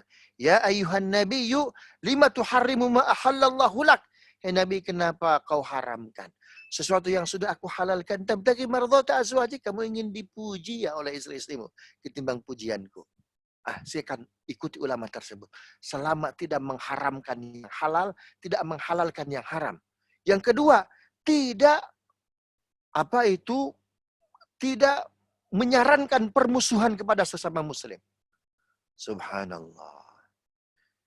Ya, apalagi nyuruh membunuhnya. Kata Nabi, man hamila alaina sifah, man hamila alaina silah, falaysa minna. Orang yang membawa senjata untuk membunuh umatku, falaysa minna. Dia bukan bagian dari umatku. Silakan ikuti ulama tersebut. Ya, selama tidak tidak mengharamkan yang halal, menghalalkan yang haram, dan mengajak permusuhan, silakan ikuti. Insya Allah ada kebaikan. Karena Islam itu luas betul. Kayak tadi ya. Jadi Allah menurunkan syariat ini subulah salam, subul. Subul itu bentuk jamak dari sabil. Allah tidak bersabda sabilas salam, tapi subulas salam. Tetapi walaupun subul tujuannya satu, mufrad. Assalam singular, bukan assalamat. Walaupun beda, tapi tujuannya sama itu. Subhanallah. Makanya tadi saya bilang itu ya, setelah Nabi mengatakan sallu kama ra'aitumuni usolli, itu hadis selanjutnya apa? Allah tidak melihat rupa kita. Innallahu yanzuru ila suwar. Allah enggak lihat rupa kita. Mau kita begini, mau begini, mau begini, mau begini, mau begini. Ya Allah lihat apa? Walakin yanzuru ila qulubikum. Allah melihat kualitas hati kita. Itu yang mutawatir. Begitu ya. Wallahu a'lam bishawab. Alhamdulillah. Ini mungkin terusan pertanyaan dari yang tadi. Terus, kalau mengikuti beberapa mazhab dalam beribadah, apakah boleh juga? Misalnya, hari ini kerjakan mazhab Hanafi, besoknya kerjakan mazhab yang lain dengan ibadah yang sama di tempat yang sama. Baik, sebaiknya tidak seperti itu pelaksanaannya. Ya, jadi tidak gantian. Seolah-olah Senin mazhab Hanafi, Selasa mazhab Maliki, Rebo mazhab Syafi'i, Kamis mazhab Hambali. Lalu Jumat mazhab apa itu? Nah, sebaiknya begini. Jadi kalau bisa mazhab-mazhab itu sebetulnya membantu kita dalam proses memahami Al-Quran, memahami As-Sunnah, memahami syariat Islam. Ya, bermazhab apakah hukumnya wajib? Tidak. Tapi tidak ada larangan pula kita untuk bermazhab. Cuma jangan jadikan apa? Pedoman. Ini mazhab yang paling benar. Tidak. Dan mohon maaf, Imam Hanafi tidak pernah mendeklarasikan dan ada benderanya. Ya, dicek pun di Kemenkumham nggak ada itu. Ya, mazhab siapa itu? Mazhab Hanafi. Nah, adanya mazhab-mazhab itu sebetulnya untuk membantu kita dalam proses memahami sunnah, memahami fikih. Begitu. Nah, tapi jangan pula hari-hari pelaksanaan ibadah beda-beda. Kecuali ketika sifatnya situasional, kondisional. Ya, ada kondisi emergensi begitu. Misalkan, yang biasa menggunakan mazhab Syafi'i, itu wudunya tolong jangan sampai menggunakan air mustakmal. Ya. Air yang sudah dipakai untuk anggota badan, jangan dipakai pula untuk anggota badan yang lain. Begitu. Nah, tetapi dalam kondisi air susah, silahkan ya kita pakai mazhab yang lain yang membolehkan kita menggunakan air yang sudah dipakai. Subhanallah. Ya, seperti itu. Atau wudu, kata Imam Syafi'i, ini akan batal kalau bersentuhan. Bagaimana kalau haji? Bagaimana kalau umroh ketika kita tawaf? Oh, orang banyak betul. Maka pakai mazhab yang apa? Yang tidak batal ketika kita bersentuhan. Ya, lamastumun nisa. Itu membatalkan wudu. Di situ lamastum apa? Bersentuhan. Nah, Imam Ahmad bin Hambal, dia nggak pakai lamastumun nisa itu adalah bersentuhan laki perempuan. Yang membatalkan itu adalah, mohon maaf ya, Imam Ahmad bin Hambal menggunakan ayat ini surat At-Taubah. Ya ayyuhalladzina amanu innamal musyrikuna najasun. Ya, orang-orang yang beriman sesungguhnya orang musyrik itu najis. Nah, kalau bersentuhnya dengan yang tadi, yang musyrik baru batal. Tapi kalau muslim dengan muslimah nggak batal. Berbeda dengan Imam Malik. Kata Imam Malik apa? Enggak bersentuhan, tapi ada ser-ser. Ada keinginan biologis sehingga mengganggu kekhusyuan. Batal. Subhanallah. Nah, dalam kondisi darurat itulah kita boleh apa? Boleh menggunakan khazanah kekayaan mazhab fikih Islam. Jadi kalau dicampur aduk namanya apa? Namanya talfik. Namun saya ingin menjelaskannya dalam Al-Um.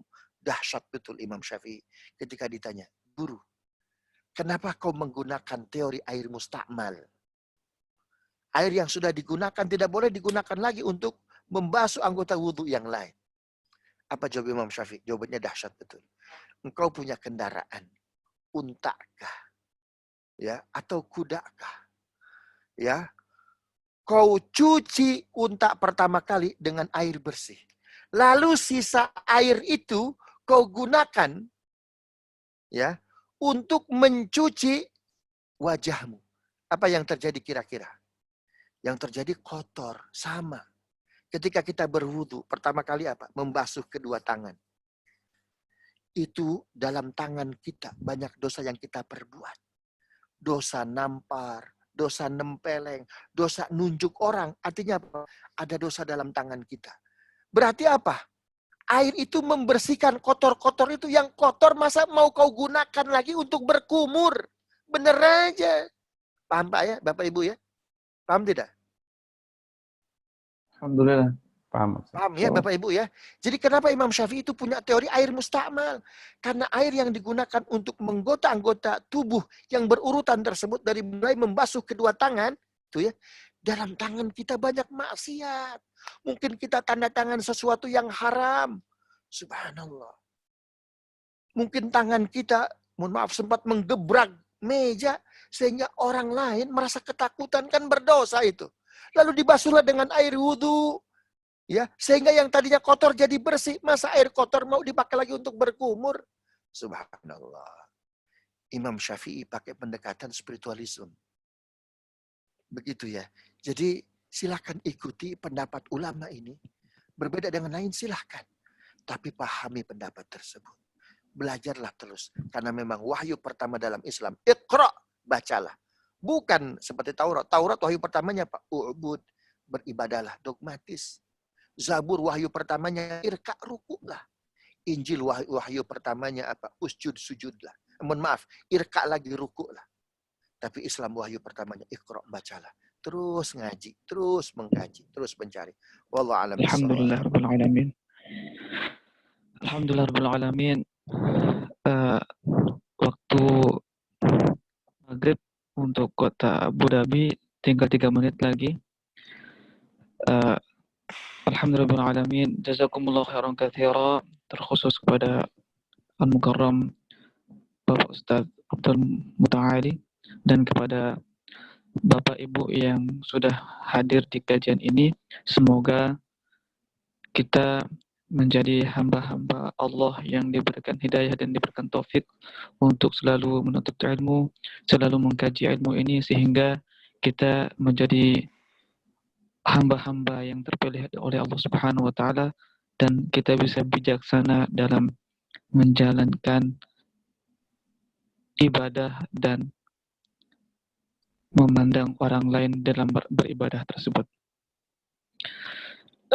Kami dari panitia dan MC mengucapkan beribu-ribu maaf kalau ada tata cara, kemudian semua hal yang tidak berkenan di hati bapak-bapak semuanya, dan terkhusus pada Ustadz, kami mohon maaf sekali lagi dengan beribu-ribu maaf, dan kami mengucapkan jazakumullah khairan katsira atas semuanya, dan kami tutup acara ini dengan mengucapkan Assalamualaikum warahmatullahi wabarakatuh.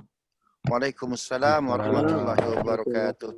Subhanakallahumma rabbana wa bihamdika asyhadu an la ilaha illa anta astaghfiruka wa atubu ilaik. Afwan, maafkan saya ya jika tidak berkenan.